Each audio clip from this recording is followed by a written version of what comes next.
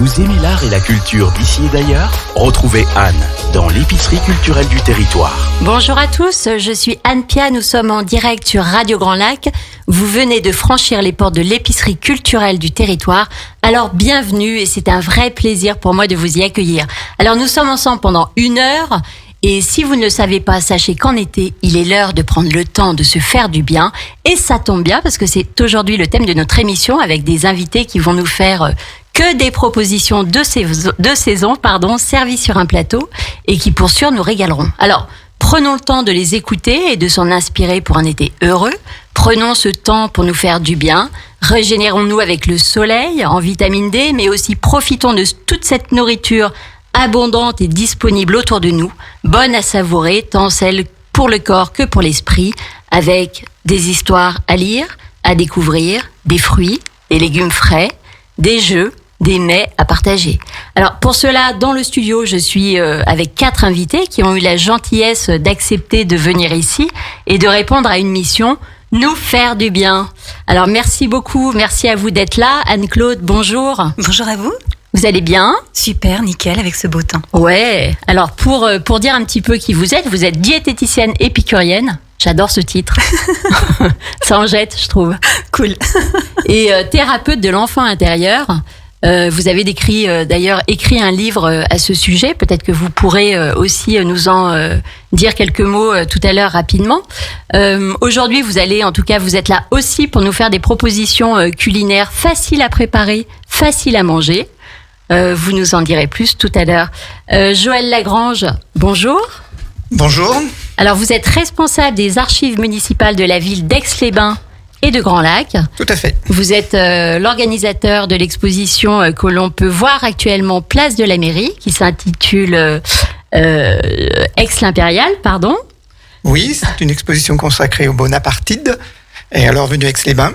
Très bien, vous nous en direz aussi plus tout à l'heure. Et puis aussi, moi j'aimerais bien que vous nous parliez de ces archives municipales, parce que finalement, elles doivent certainement receler de plein de trésors. Et c'est un lieu quand même qui reste assez énigmatique. C'est une caverne d'Ali Baba. D'accord, donc il y a plein de belles choses alors. Évidemment. Virginie Rigaud, bonjour. Bonjour. Alors Virginie, libraire et responsable de la librairie Chemin Faisant à Aix-les-Bains. C'est toujours un plaisir de t'accueillir, Virginie. Bonjour Anne. Tu vas nous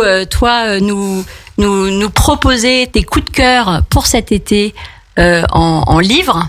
Oui, du 100% prévu pour la plage. Très bien.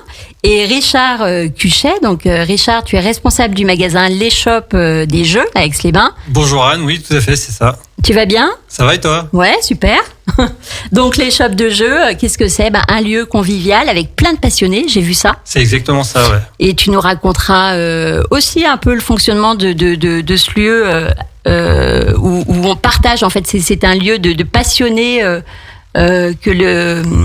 C'est ça, c'est un lieu où, en fait, où les gens vont se regrouper pour partager un petit peu leur passion, les jeux de société. Ils se retrouvent et puis ils jouent ensemble, quoi. Alors, comme introduction pour lancer ce sujet, je vous propose de partir en musique et de nous laisser porter par Sous le soleil de Serge Gainsbourg, interprété par la jolie et talentueuse Clara Luciani. Vous aimez l'art et la culture d'ici et d'ailleurs ? Retrouvez Anne dans l'épicerie culturelle du territoire. Nous sommes toujours en direct sur Radio Grand Lac dans l'épicerie culturelle du territoire, sur le 92.1 ou le www.radiograndlac.com. Et pour nous faire du bien, le thème de l'émission, pas besoin d'aller très loin. Dans le périmètre d'Aix-les-Bains et Grand Lac, nous avons tout sous la main. Alors une nature abondante qui regorge de beaux paysages à contempler, des balades à faire, des coins pour s'asseoir, se détendre, lire, jouer, savourer des bonnes choses à manger, croiser sur nos chemins des expositions culturelles de grande qualité qui se laissent à voir, des histoires qui se laissent à découvrir. Bref, une nourriture abondante et de saison disponible dès maintenant. Alors, profitons du présent. Et donc, sans plus attendre, j'ai bien envie de découvrir les premiers coups de cœur à lire et à jouer de Virginie et de Richard. Alors, Virginie, quel livre est ton coup de cœur ? Qu'est-ce qui va nous emballer cet été ? Qu'est-ce qui va nous faire rêver, nous emporter ? Que dis-je ? J'ai choisi de vous parler d'un livre qui est 100% local.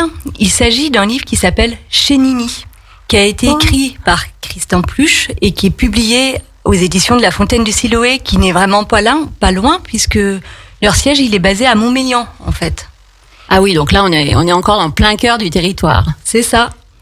Et si j'ai choisi ce livre-là, parce que c'est une nouveauté, et deuxièmement, c'est parce que en fait, j'ai trouvé qu'il était extra. Il est très positif et vous passerez vraiment un agréable moment en le lisant. Donc en fait, c'est l'histoire de Polo et Jimmy. C'est deux pauvres types en fait qui n'attendent plus grand-chose de la vie et qui vivent tant bien que mal des minima sociaux. Et leur point de chute... Ça commence bien. Leur point de chute, c'est un bar qui s'appelle Chez Nini. Il est situé dans l'histoire, dans les environs de Chambéry. Et un jour, en allant pisser, parce que c'est comme ça que ça se passe, D'accord. Et Jimmy, il a une super idée qui va révolutionner toute leur vie et qui va vraiment changer leur existence. Comme quoi, un conseil, allez pisser. C'est ça, fondamental. Donc en fait, cette idée, c'est qu'il va avoir l'idée de créer un café à énergie positive. Vous allez me dire, qu'est-ce que c'est que l'énergie positive ? Eh bien, c'est un café où les gens ils vont se mettre à pédaler pour créer de l'électricité et du coup créer un cercle vertueux parce que ils vont prendre leur consommation, mais leur consommation, elle sera aussi absorbée par cette électricité-là. Et donc, dans cette histoire, il emmène son copain Polo. Il emmène Nini, qui est la tenancière du bar. Alors, faut savoir que le bar, tel qu'il est décrit au début de l'histoire, c'est plutôt un bar miteux. Les mouches, elles se noient dans la mousse de la bière, tellement elles en ont plus rien à faire et tellement le temps passe lentement. Et ce qui est très sympa dans ce livre, c'est qu'on va aller de rebondissement en rebondissement, que les personnages, ils ont tous un caractère plus ou moins folklorique, bien trempé. Y compris les mouches. Et le message délivré dans ce livre, il est super agréable, très positif et donne envie d'aller de l'avant. Et ce que j'ai retenu aussi dans cette histoire, c'est le BSP. Qu'est-ce que c'est le BSP ? Le bon sens paysan. Ah, alors c'est quoi le bon sens paysan ? Eh bien, dans le livre, en fait, l'auteur nous explique que toute notre vie doit être menée par le BSP, le bon sens paysan.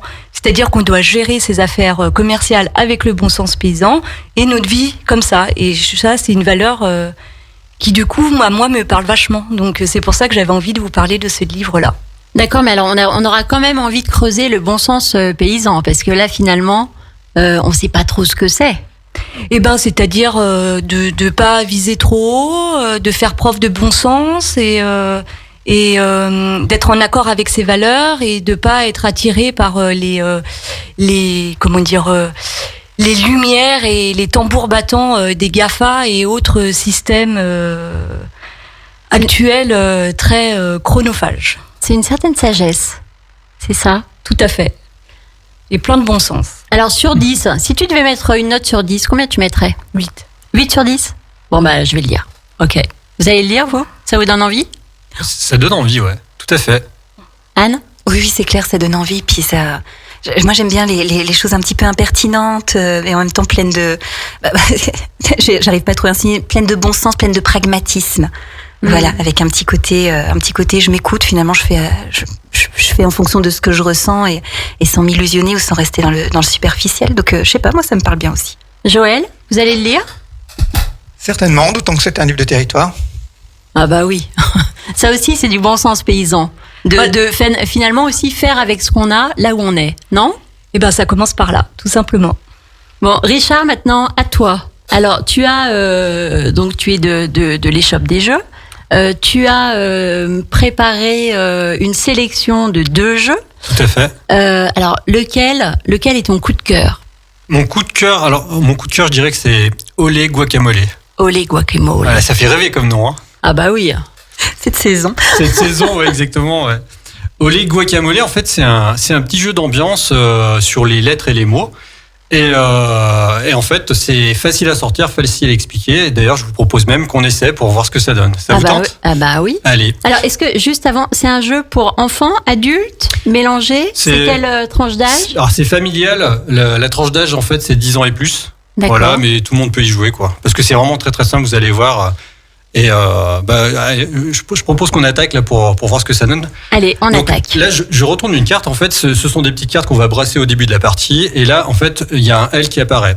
L'idée, ça va être de trouver un mot qui ne contient pas le L. Donc là, je vais commencer. Littéraire. Ah ben voilà. Donc, c'est tout ce qu'il faut pas faire. Et en plus, c'est typiquement le genre de truc qu'on fait parce que en général, on est attiré par des mots où les lettres apparaissent, quoi.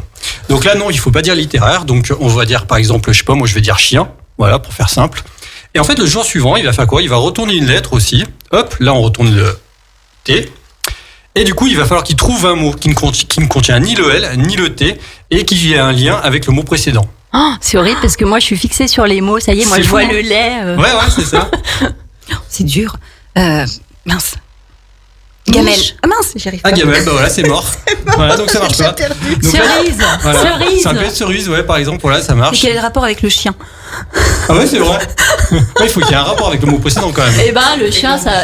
Moi, je connais un chien qui adore manger des cerises. Ah ouais, d'accord. Ouais. Voilà, donc après, On a le droit aussi Ah, mais tout à fait. d'imaginer des choses. Alors d'imaginer, ouais, on peut te défendre en tout cas, c'est ce qu'on raconte, et puis ça peut passer. Et l'idée, c'est qu'on continue comme ça, donc chaque joueur va retourner une lettre. Tant que personne n'a perdu, en fait, on continue dans le style. Et puis, du moment où quelqu'un se perd, eh ben, il ramasse toutes les cartes.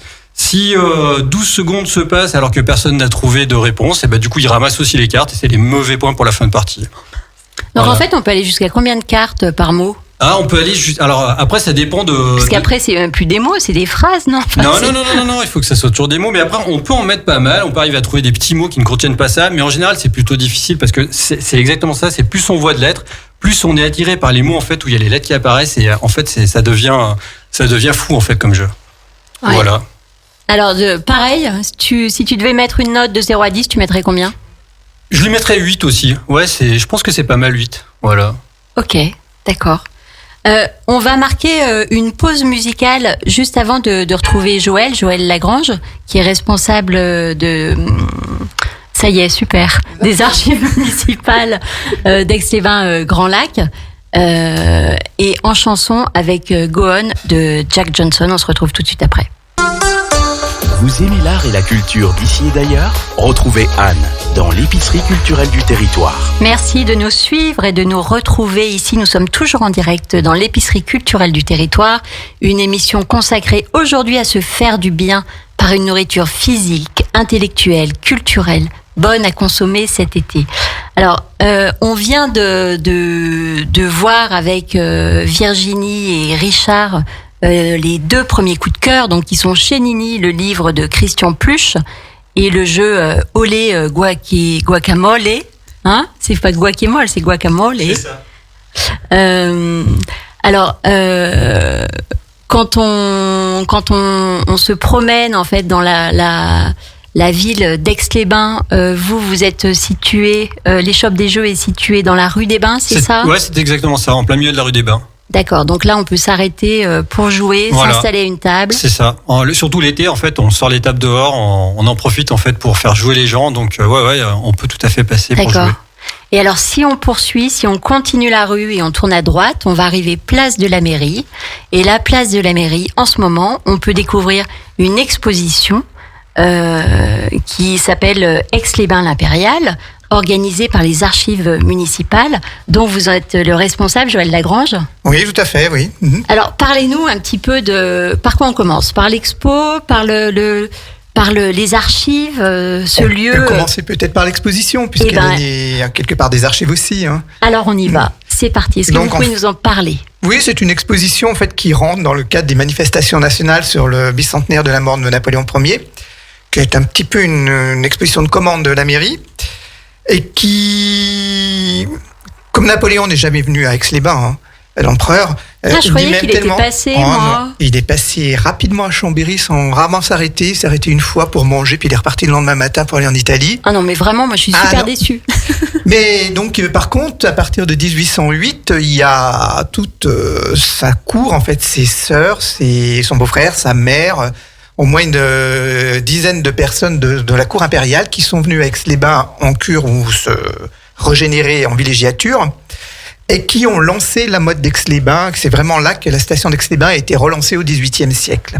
Enfin, début du XIXe siècle. Donc on leur doit finalement la notoriété de la ville, c'est ça, ou son développement en tout cas, thermal. Oui, carrément la notoriété, puisque donc les nouveaux thermes avaient été construits en 1783-1786, donc quelques années avant la Révolution.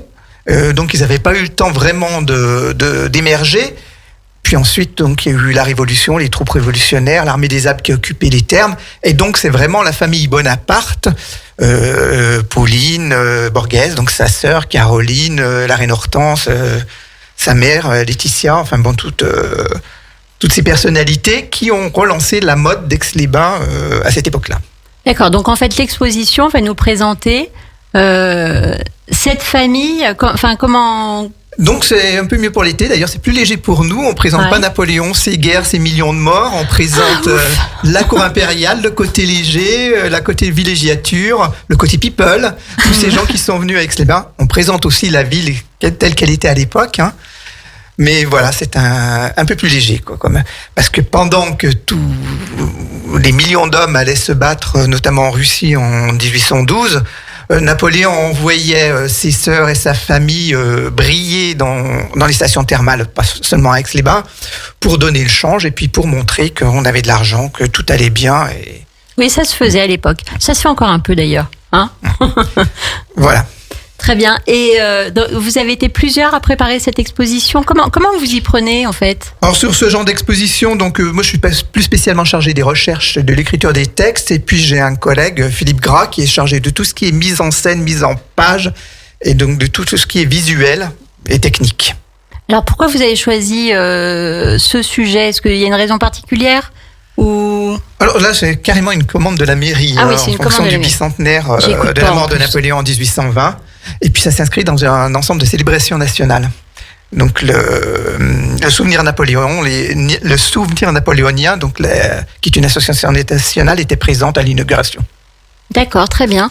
Alors cette expo, on peut la voir. Rappelez-moi les dates, je crois. Elle a commencé le 3 juillet, elle se finira le lendemain des Journées du Patrimoine, donc le 19 septembre 2021. Et puis après, ça nous permettra de travailler à la suivante, qui commencera en novembre.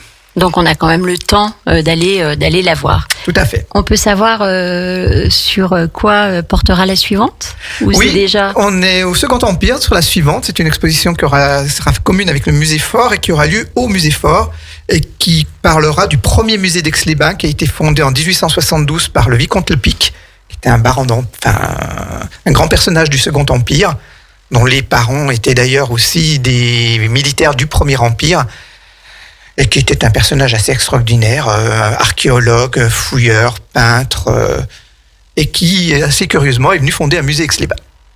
Alors, parlez-nous de ces archives municipales.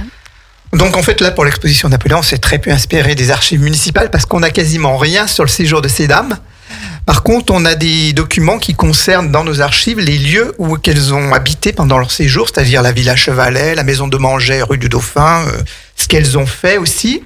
Et puis, on a quelques traces aux archives départementales de la Savoie, mais l'essentiel des documents pour l'exposition viennent des mémoires de ces dames qui écrivaient beaucoup, qui peignaient beaucoup, elles avaient que ça à faire. Donc, l'exposition est très illustrée. Et dans les archives, par contre, on est une sorte de coffre-fort de la mémoire de la ville. D'accord, donc vous avez des lettres, vous avez des dessins, vous avez... Faites-nous rêver, Joël. À la base, c'est beaucoup moins rêveur, c'est des archives administratives, donc c'est tout ce que l'administration produit dans son fonctionnement, que ce soit à Aix ou à Grand Lac. Mais au fur et à mesure du temps, puisque nos archives remontent assez loin, ça devient des documents historiques sur l'histoire des familles, l'histoire de l'urbanisme. Alors, à Aix, on va pas très très très loin, on remonte essentiellement à la fin du XVIIIe siècle, parce que les archives, la ville a brûlé en 1739, donc il ne reste plus rien de très très ancien. Et puis à côté de ça, on a Aix étant une ville touristique, on a énormément de gravures. Je crois qu'on a plus de 5000 estampes, quelque chose comme 40 ou 50 000 photographies, enfin des documents assez extraordinaires. Des cartes postales, puisque Aix était très très représenté dans la carte postale, puisque on avait quelques dizaines de milliers de curistes et de touristes chaque année qui en consommaient beaucoup. Alors, est-ce que les archives sont ouvertes au public ? On peut emprunter des documents ? On peut les consulter ? Comment ça marche ? Non, les documents ne s'empruntent pas, parce qu'ils sont uniques dans les archives. Donc, s'ils disparaissent, on ne peut pas les retrouver à la différence d'un livre. Par contre, les archives sont ouvertes au public comme une bibliothèque. Donc, on est ouvert 42 heures par semaine, du lundi au vendredi. Et elles sont numérisées ? Il y a On numérise des flots d'archives toutes les années, mais on a 4 km d'archives. C'est-à-dire que vous mettez les boîtes côte à côte et ça vous fait 4 km Voilà, donc on a des grands entrepôts. Bon footing. Voilà, un bon footing, donc on ne numérise pas tout, ça serait pas possible. Très bien. Alors, comme une bonne nourriture en entraîne une autre, juste après une pause musicale, nous aurons la chance de pouvoir nous nourrir de quelques idées de plats faciles à cuisiner, faciles à manger, que Anne-Claude nous proposera. Mais d'abord, on écoute Bourvil, mais c'est quoi pour lui la salade de fruits ? Vous aimez l'art et la culture d'ici et d'ailleurs ? Retrouvez Anne dans l'épicerie culturelle du territoire. Toujours en direct sur Radio Grand Lac dans l'épicerie culturelle du territoire. Nous retrouvons, vous me retrouvez donc Anne Pia. Je suis toujours avec mes invités qui sont là, qui ont une mission, nous régaler pour cet été. Alors Anne-Claude, avant de nous régaler, toi avec tous tes plats, toutes tes astuces culinaires, est-ce que tu peux te présenter aussi en quelques mots pour te resituer ? Oui, bien sûr. Bon, moi, je suis diététicienne comportementaliste. Mais avant de faire diététique, j'ai fait pâtisserie, chocolaterie, glacerie, confiserie. Puis je suis une passionnée de cuisine. Voilà. Donc, je ne pouvais être qu'une diététicienne épicurienne. Donc, j'ai une approche comportementale qui consiste non pas à dire aux gens ce qu'ils ont à faire ou à leur imposer un régime, mais plutôt à les aider à revenir à l'écoute d'eux, de leurs sensations, de leurs vraies envies, de leurs vrais plaisirs, de leurs besoins, pour qu'ils puissent par eux-mêmes se réguler, parce qu'on est tout équipé pour se réguler dans son alimentation et retrouver notre équilibre par nous-mêmes si on s'écoute. Très bien. Alors, qu'est-ce que... Il y a quand même une chose en été, ou alors quand on est en vacances, c'est vrai qu'on a tendance à privilégier le farniente, la tranquillité. On n'a pas envie, en fait, de s'embêter. Et moi, mon grand truc, je me dis toujours, qu'est-ce que je pourrais, dans ma chaise longue, lire, manger, boire, mais quelque chose facile à préparer, facile à manger. Alors et je sais que je ne suis pas la seule à le penser. Alors qu'est-ce que tu peux nous conseiller ?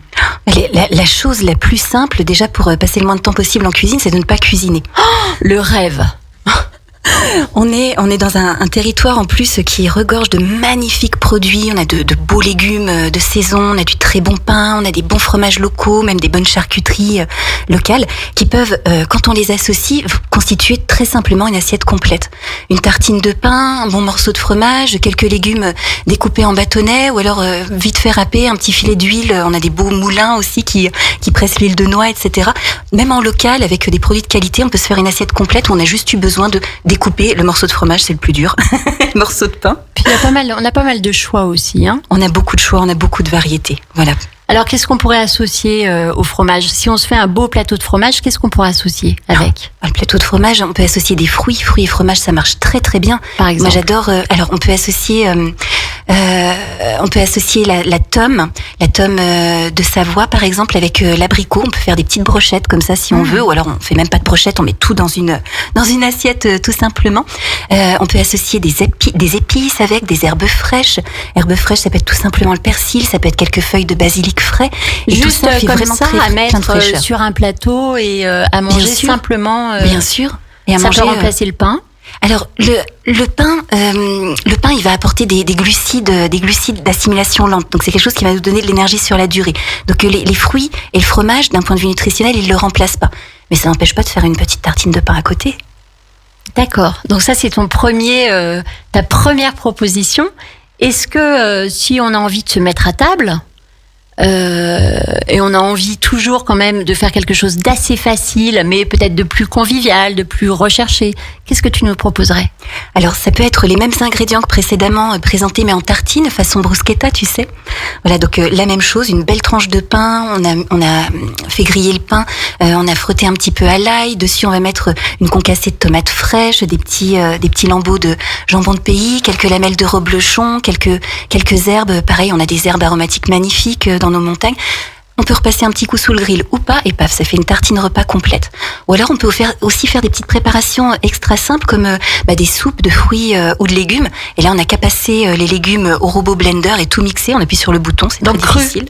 On met les légumes crus. Absolument. Ça peut être, tu sais, sur le principe du gazpacho finalement. Tu vas mettre de la tomate crue, du poivron rouge, du céleri branche, un petit peu d'ail, etc. Paf au mixeur, tu mixes et c'est prêt. C'est une bonne idée. Moi, j'y pense pas. Je sais pas vous si c'est quelque chose que vous faites. Pas du tout. Ça serait plutôt cacahuètes. Ouais, c'est un petit peu ça, pizza et compagnie, quoi. Remarque, c'est bon, une bonne pizza. Les cacahuètes, c'est vachement bon aussi. Bon, et en apéro, vous prenez quoi, vous, Joël, par exemple, quand vous faites un bon apéro d'été? Qu'est-ce que le fromage est une bonne idée, la charcuterie aussi. Mais oui. Quand elles sont savoureuses, quand elles sont bien faites, en plus elles sont nutritives, enfin, il n'y a pas de raison de s'en priver. Ah, ce qui est bon aussi, c'est des noix. Bien sûr. De manger des noix avec du fromage, c'est délicieux. Raisin. Et toi, Virginie, qu'est-ce que tu aimes en apéritif dînatoire ou en petit apéritif Tout aussi. Le guacamole. Avec le jeu. Avec le jeu. Alors, est-ce que tu as une autre proposition à nous faire, Anne? Oh oui, tout à fait. Bon, toujours en mode, juste je mets tout dans le robot et je mixe. On peut faire des tartinades comme le houmous. Alors le houmous, c'est une base de pois chiches. On va mettre de la purée de sésame dedans. On va condimenter avec un petit peu d'ail, un petit peu de jus de citron. Mais on peut varier les légumineuses aussi. Moi, j'adore le faire sur une base de haricots blancs, ou on peut faire avec haricots rouges, etc. Bon, soit on est motivé puis on va les faire cuire soi-même, soit on ouvre la boîte de légumineuses déjà cuites et puis paf, dans le mixeur. Ensuite, on peut les manger tartinés sur une tranche de pain, ou alors on peut tremper des petits morceaux de légumes dedans.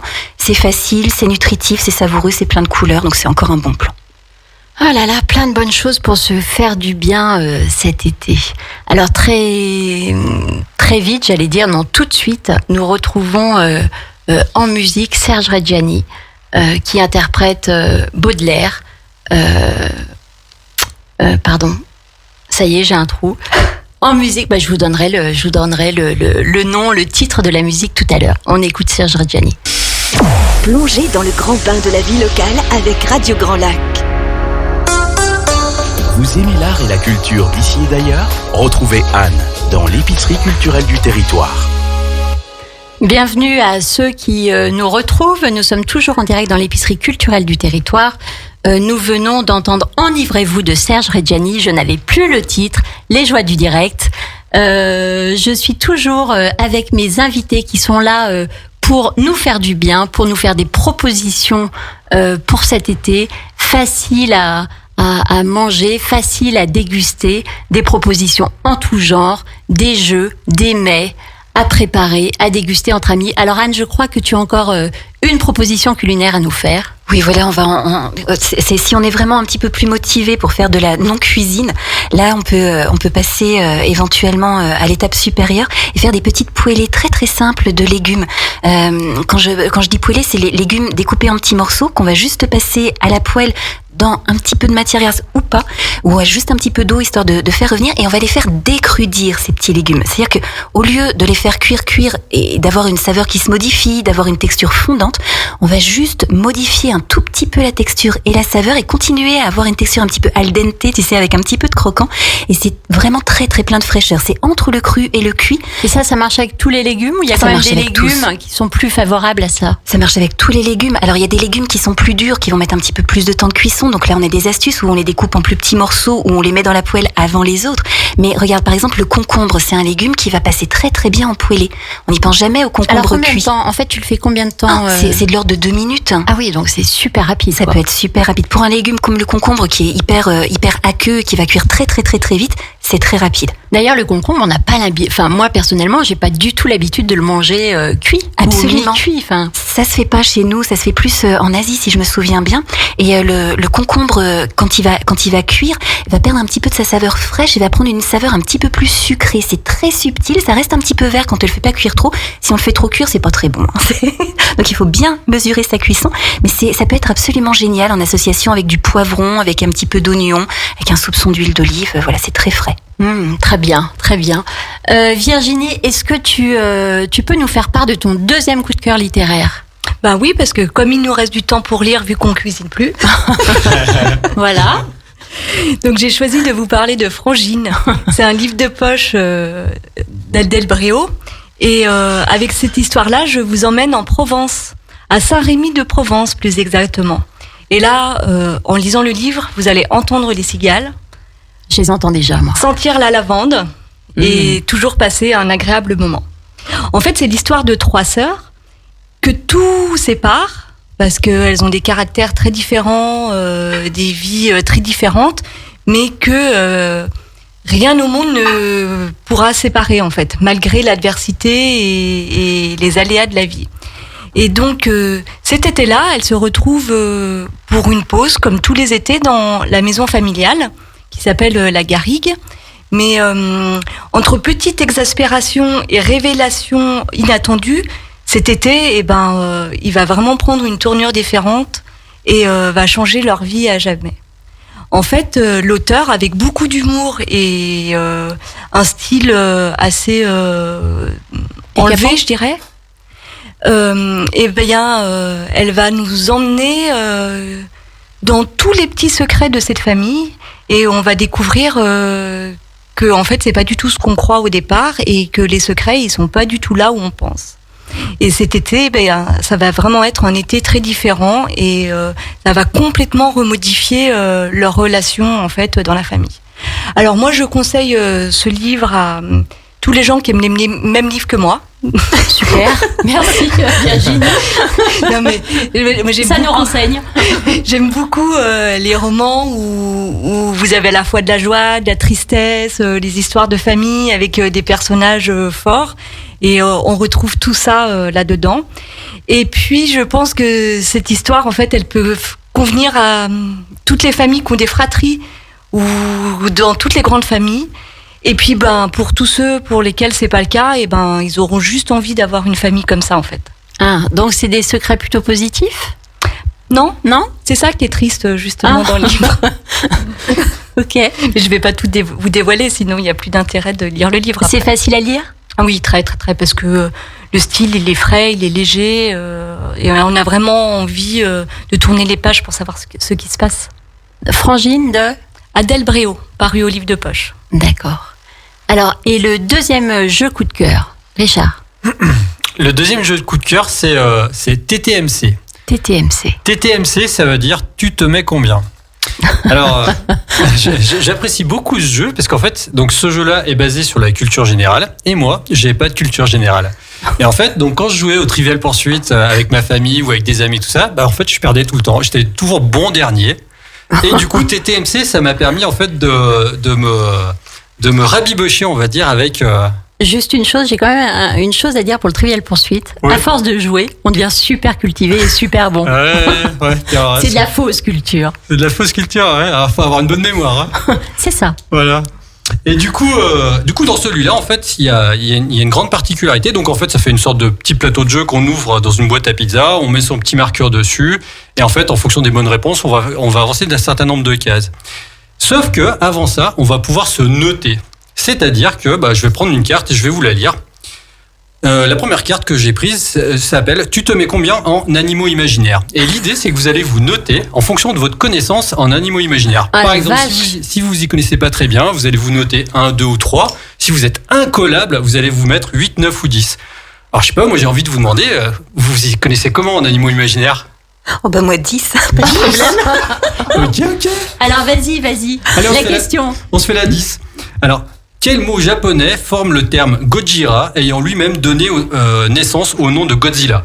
Non mais là non mais là. Non, mais c'est 10 quand même. Hein. Bon, alors moi, j'ai pas compris ce moi, que j'aurais dit 2. Je croyais qu'il fallait citer 10 animaux imaginaires. Là, j'étais trop forte. Ah ouais, c'est... Non, en fait, c'est tu t'auto-évalues en fait par rapport à tes connaissances. Donc si t'es super forte, si tu connais très très bien les animaux imaginaires, C'est ça. tu vas te mettre 10 parce que t'es incollable. Si t'es nul à peu près comme moi en animal imaginaire, Voilà, comme moi. je vais mettre 1. Bon, je vais pas me mettre 1 parce que j'ai quand même un peu d'orgueil. Je vais dire 2.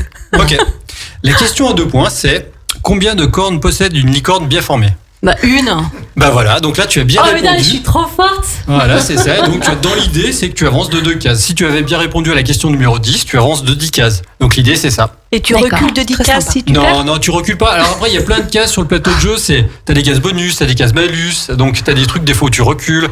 Mais l'idée générale, c'est ça. Vous voulez la réponse à la question 10? Bah oui. Alors Bon. tu peux Je vais la relire. Oui, s'il te Donc plaît. c'est quel mot japonais, au pluriel, forme le terme Gojira, ayant lui-même donné naissance au nom de Godzilla?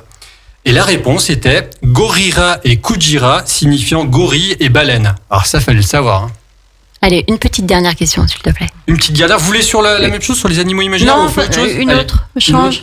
Qu'est-ce qu'il y a comme Alors il y a plusieurs catégorie? thèmes différents. Il y a scolaire, plaisir, mature. Et ça, c'était une question improbable. Vous voulez quoi? mature? Mature. Scolaire, non. Hein. Alors mature, tu te mets combien en fuseau horaire? Mais je regrette d'avoir dit ça. Alors quelqu'un s'y connaît un petit peu en fuseau horaire? Allez, je Non. dis 3. 3. Quel pays a le plus de fuseaux horaires entre l'Australie, la Russie, l'Égypte et Saint-Marin? La Russie. Ouais, bien, c'est ça. Donc là, t'avances 2-3 cases. Ex aequo avec Joël qui l'a dit, mais pas dans le micro. Voilà. Voilà l'idée du jeu. Et il y en a. Ah, c'est sympa. Comment il s'appelle ce jeu? Tu peux rappeler? Alors le jeu s'appelle TTMC. Tu te mets combien?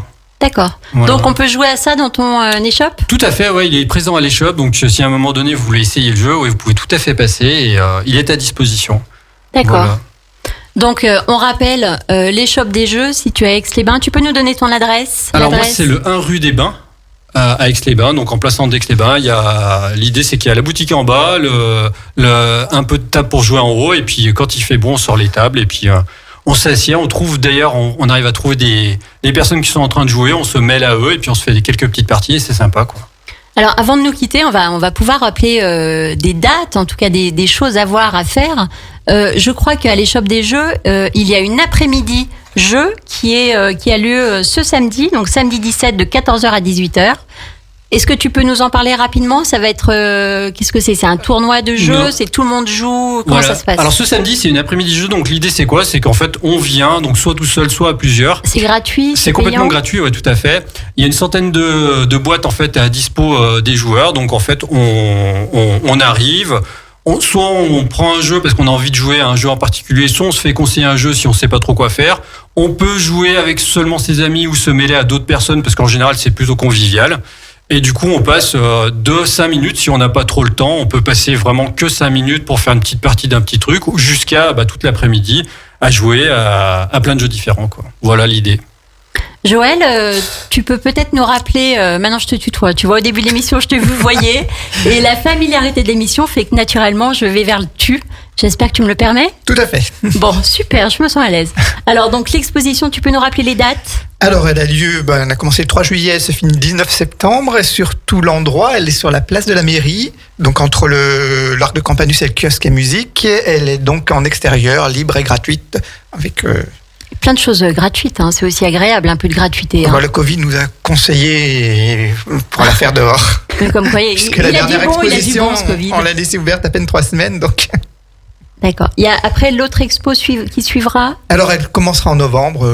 Là, on n'a pas encore tout à fait les dates. Elle sera au musée Fort. D'accord. Je reviens, j'aurais dû d'ailleurs, avant de te poser cette question, on retrouve aussi cette exposition dans une parution littéraire, Arrêt Mémoire? Voilà, dans Arrêt Mémoire de la Société d'Arrêt d'Histoire, c'est un espèce de catalogue. En fait, c'est plus qu'un condensé, ça fait être beaucoup plus loin. C'est un extenso sur le thème de l'exposition et c'est un magazine de la Société d'Arrêt d'Histoire qui est en vente dans un peu toutes les librairies et les bonnes librairies d'Aix-les-Bains.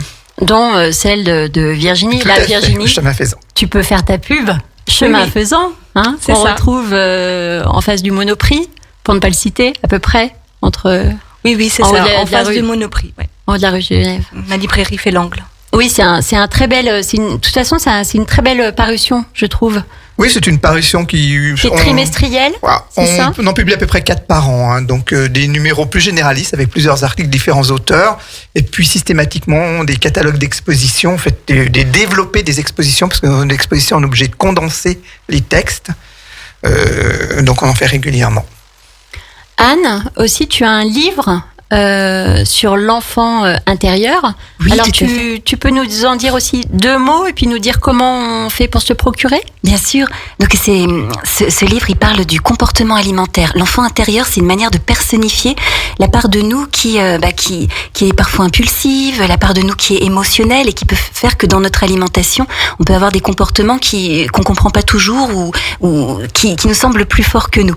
Donc parler de l'enfant intérieur, ça permet finalement d'instaurer un dialogue de soi à soi avec une instance un petit peu enfant, un petit peu immature, qui est bien naturelle et qui est bien précieuse. Et puis une autre instance qu'on va apprendre à développer, qui est plus la part adulte ou la part parent de nous. Et le fait de remettre le contact entre ces deux parts-là, de comprendre que l'enfant, l'enfant intérieur, ce sont toutes nos sensations, c'est aussi une boussole pour nous guider dans nos besoins alimentaires, donc nutritionnels, mais aussi nos besoins émotionnels, nos besoins symboliques, nos besoins sensoriels.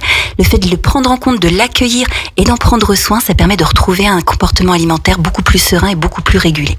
Donc, par exemple, quand on est en état de stress, certaines personnes vont manger énormément, vont se gaver, j'ose le mot, parce que c'est vraiment cette volonté de se remplir. Voilà. Une fois qu'on a identifié ça, de quelle manière on peut pallier, par exemple, à ce mauvais comportement, cette mauvaise habitude? C'est un comportement qui est nuisible parce qu'il est source de souffrance. Il y a des conséquences à court terme, à moyen terme, sur l'image de soi, sur le corps qui va finir par prendre des kilos. Donc quand on identifie, par exemple, que dans ce cas-là, l'enfant intérieur, il est en proie à des émotions qui sont très inconfortables, le stress, la contrariété, etc. Et que le fait de manger ces quantités de nourriture sert à étouffer les émotions. Une fois qu'on a identifié ce mécanisme, on va faire un travail. On sait que le travail à faire, c'est un travail plutôt d'accueil des émotions, un travail de bienveillance à l'égard de soi, donc de gestion émotionnelle. Et là, la donne, elle n'est plus la même. On a identifié le problème et les solutions, elles sont beaucoup plus clairement accessibles. Donc en fait, c'est aussi mieux découvrir l'enfant intérieur, mieux se connaître, mieux le connaître pour pallier en fait à tous nos mauvais comportements, c'est ça? Pour pallier à tous les comportements de souffrance. Et ça s'applique aussi bien à notre comportement alimentaire qu'à tous nos comportements dans la vie finalement. Et ce qui est génial, c'est qu'en passant par l'alimentation, par ce rapport à l'assiette qui est pluriquotidien finalement, on travaille sur tout notre comportement et tout notre rapport au monde. Donc ton livre, L'enfant intérieur? Nourrir mon enfant intérieur. D'accord. Voilà. Ça raconte tout ça. Ça raconte tout ça. Alors, où est-ce qu'on le trouve? Alors, on peut le trouver en librairie, sur commande. C'est un livre auto-édité, donc des fois, il y a un petit peu de temps de délai pour être livré. Donc, on peut le commander chez la librairie Chemin Faisant, par exemple. Ou alors, vous pouvez le commander en direct auprès de moi via mon site mangeurlibre.fr. Très bien. Alors, merci vraiment à tous pour cette heure passée ensemble. Et je crois que vous nous avez tous donné, en tout cas, envie de se faire du bien, envie aussi à nos auditeurs. Donc un grand merci. Il est l'heure de nous quitter. Merci beaucoup aussi vous qui nous avez suivis, d'avoir écouté, participé à cette émission. J'y pense, j'allais oublier. On a une énigme à vous faire découvrir et un jeu à gagner. Richard. Alors, le jeu à gagner, c'est Gold. Donc c'est un petit jeu d'orpailleur très sympathique. Et l'énigme, je vais vous la donner maintenant. Donc en fait, l'idée, c'est de trouver la réponse à l'énigme. Et une fois qu'on trouve la réponse, qu'est-ce qu'il faut faire? Il faut venir à la boutique en fait pour me donner la réponse. Et le premier joueur en fait qui va me la donner aura gagné le jeu. C'est un jeu de voyage? C'est un jeu complètement très très transportable et qu'on peut emmener un petit peu de partout. D'accord. Alors l'énigme. L'énigme. Il mange tout sans jamais être rassasié, mais quand il boit, il meurt. Vas-y, tu peux la refaire, s'il te plaît, doucement. Alors, il mange tout sans jamais être rassasié, mais quand il boit, il meurt. Il mange tout sans être jamais rassasié, mais quand il boit, il meurt. Ça y est, je suis perdue, moi. Elle est bonne, cette énigme, elle est très bonne. Donc, je vous la laisse et bravo aux gagnants. Donc, si vous trouvez la réponse, précipitez-vous à l'échoppe des jeux à Aix-les-Bains, trouvez Richard, Donnez-lui la réponse et si vous êtes le premier, vous aurez le jeu Gold. Voilà, c'est exactement ça. Merci. Merci. Merci à vous de nous avoir suivis. Vous pouvez nous retrouver sur la page Facebook de Radio Grand Lac, sur la page aussi de l'épicerie culturelle du territoire. Sur cette page, on vous partage des images, des infos qui sont en lien avec ce que nous nous sommes dit aujourd'hui. Vous pouvez également réécouter l'émission sur le podcast de Radio Grand Lac sur YouTube. C'était la dernière émission avant la pause estivale, donc on se retrouve à la rentrée le 6 septembre pour une nouvelle émission, ou pour reprendre l'expression de Baudelaire, on aime s'enivrer de vertu. Cette fois, je l'aime, cette expression. Je vous souhaite à tous une très bonne journée et ne nous gênons pas, faisons-nous du bien. À bientôt.